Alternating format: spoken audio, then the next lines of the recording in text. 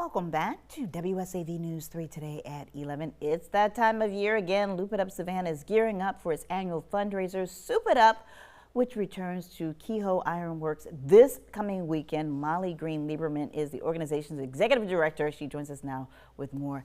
Thank you so much for being here today. Thank you for having me. Glad to be here. Well, first off, this is an event that has grown tremendously since you first started. Yes, this is our 9th year of doing Soup It Up. So we are excited and ready as ever for soup and community this weekend. And lots of community, because as we know, it takes a village, right? And so you have a lot of community partners helping you with this endeavor. We do. We're really, really looking forward to the event. We've sold lots of tickets. We have 5 restaurants. We've got Fleeting at the Thompson Hotel, the Savannah DeSoto, their restaurant.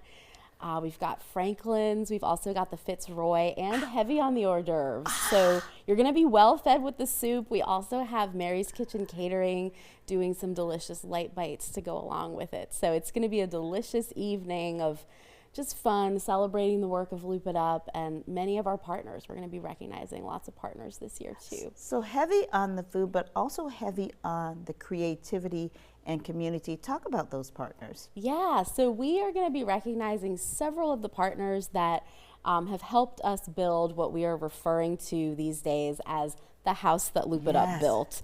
So we're going to be talking about many of the great partners we've gotten to work with over the years to run our programs and reach so many kids. And we also are so grateful for our sponsors. We've raised over $40,000 in sponsorships for Loop It Up's programs this year. So we're really grateful for all of them. The Mary Lane Morrison Foundation has been with us since Loop It Up's inception, Pintail Site Preparation, Bowen Falligant Law Firm, and also Dorman Construction are giving really generous support this year. So we're so grateful for everyone chipping in to support the kids. And when you mention kids, many kids. We're talking 11,000 kids so far. Exactly. So it's actually 11,000 kids each school year. Wow. So I don't even know the overall count from the past 18 years, but 11,000 kids that we serve annually through Loop It Up's programs. And your campaign goal this year? Yes, so our goal is to raise $100,000 with the Soup It Up event, and we are inching close. So we're really excited. We're so grateful for all of the contributions. And also we know that people are very generous the night of the event. So thank you in advance to everyone coming out planning to support. And when we talk about Loop It Up, we talk about an organization that started very small at the West Broad Street YMCA. Now it has grown into many schools in our area and working with many children. But let's talk about the resources that you provide, because it's not just art anymore. Right, yeah, it started with art and creativity. Now we provide educational enrichment programs, which are frequently rooted in the arts, because the arts are kind of the glue that ties it all together, and the arts just gives us so much joy. So we have arts integrated literacy programs helping young readers kind of be as ready and prepared to read, and also building that love of reading and books. We also have our kids mindfulness program, which teaches those invaluable calm down and self-regulation skills. And then we have our school garden program, and talk about joyful. There are 37 school gardens throughout Chatham County, and we're so proud to get to work with the schools to really weave those into what it means to go to school. So there's a lot of learning that happens in that garden, as well as fun.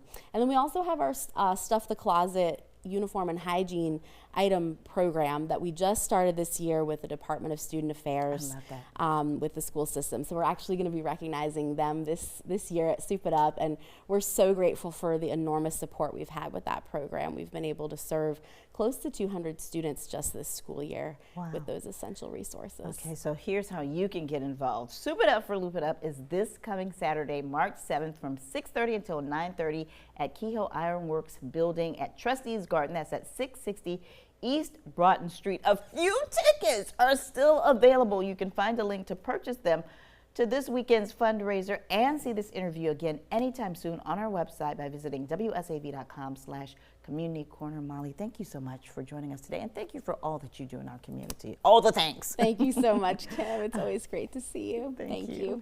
Time right now for a look at our forecast. Good morning, Jeff.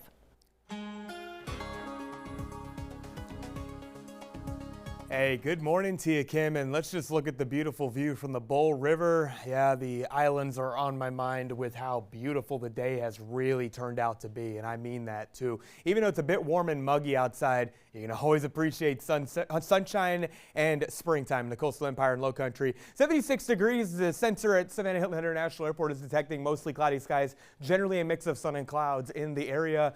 Notice that dew point is 63 degrees, though quite elevated, and that humidity is still quite high. Winds are out of the south now, about 5 to 10 miles per hour. They will pick up, too, throughout a lot of the area. So if you're getting out and enjoying it this afternoon, we're going to have a mix of sun and clouds. Highs get into the 80s. If you're on the Sea Islands, you're likely hitting your high temperature now before the sea breeze cools things off a little bit. But either way, more sunshine and clouds do thin somewhat as we get towards 4, 5, 6 o'clock. Either way, really nice day out there.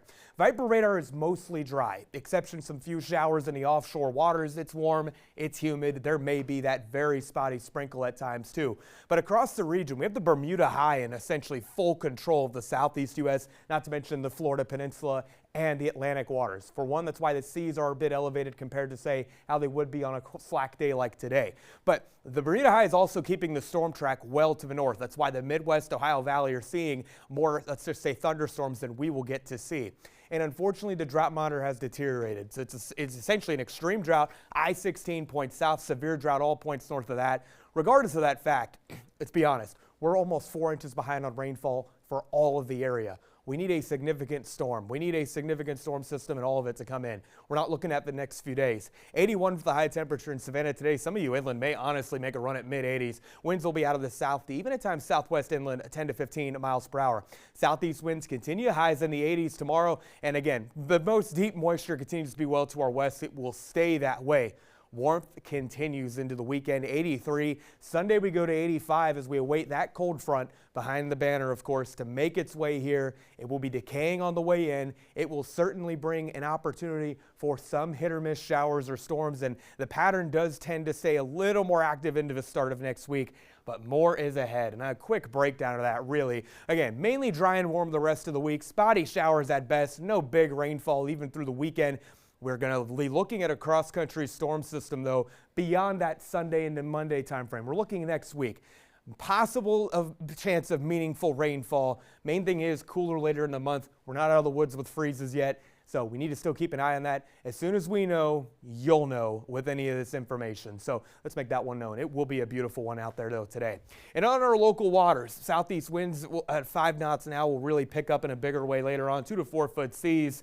Otherwise, really not a bad one out there. Of course, the seas will be elevated due to that southerly flow on the waters. Very warm conditions the next few days and generally rain-free. Sundays when we, first of all, set the clocks forward, but then we look at potentially a more active pattern. Next week's when we are monitoring for big changes. But Kim Gusby, I know the allergies and the fog are not ideal, but no, it's not. And the humidity. And then add in that we spring forward, so we lose an hour. So what? Oh, I know. It's awful.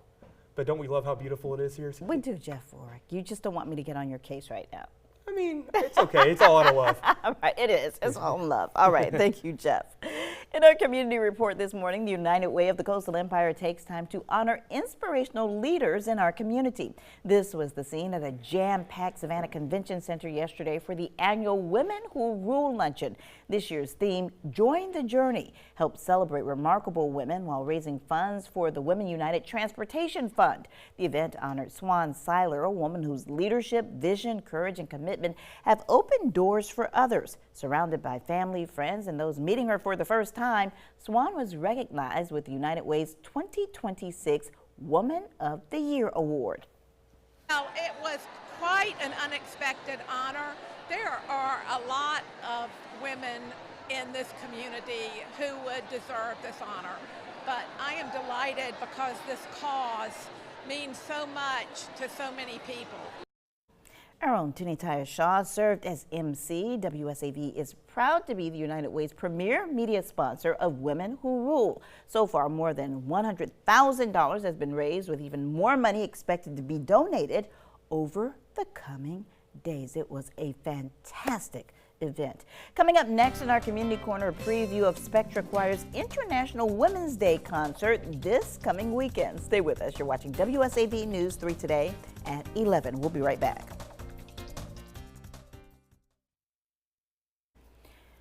Welcome back to News 3 Today at 11. Its vision, in their words, is to, quote, continually be purposeful in enacting change and evolve with compassion and open minds, to question the gatekeepers of the choral world and world at large, to have the courage to take up space with our eyes clear and hearts on fire, to always value the multifaceted, ever-changing, beautifully colorful voice, human and spirit. This weekend, Spectra Choir invites you to celebrate International Women's Day with a unique concert benefiting a great cause. Tegan Miller is the organization's founding artistic director. She's also a talented vocalist, and I found out earlier today that she also has like her own group that she even forgot about. Thank you so much for being here today. That's because you do all the things. Yes, I got many irons and many fires, that is for sure. Yeah, and I took those words from your website.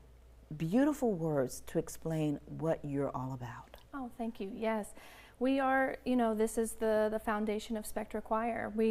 Our mission is to amplify underrepresented voices in the repertoire we choose, the causes we support, and the community we create. And that community is created with these values that we ultimately, at the end of the day, we value every human as they are.